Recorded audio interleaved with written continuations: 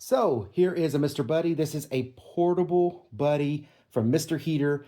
This is my fourth one. So I have a big buddy, which is the 2-section one, and I have a much older version of this one, the portable buddy, which I love. This is a brand new one that I just got, so yay me. And I've got the little buddy, which just goes on top of a 1-pound canister. So the reason I say that is we go through a ton of 1-pound canisters. I probably have 40, no lie. And some people may refill those 1-pound canisters, even though they're disposable and you're really not supposed to. I don't know who those people would be, but there's a new solution for that. Mr. Heater said, why don't we just make 1-pound canisters that are refillable so you don't have to do something that may not be real safe? Why don't you do something that is meant to be refillable? So they came out with this fuel keg.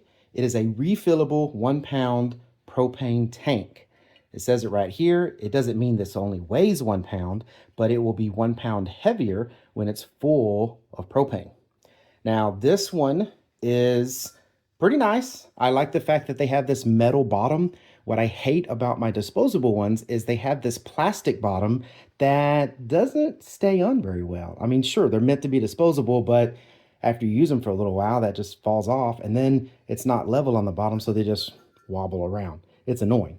This is metal, sits perfect. I love that.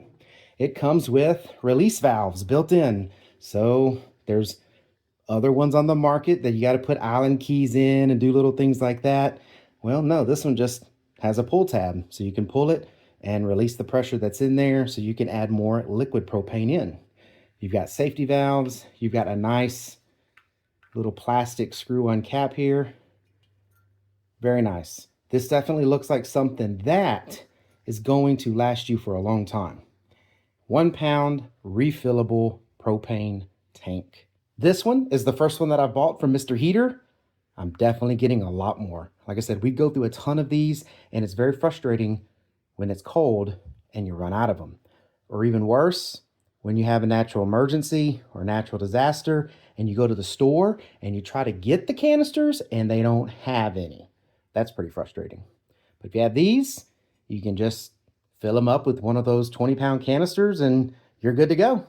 Anyways, I hope this information was helpful. Thank you very much for watching. Y'all take care.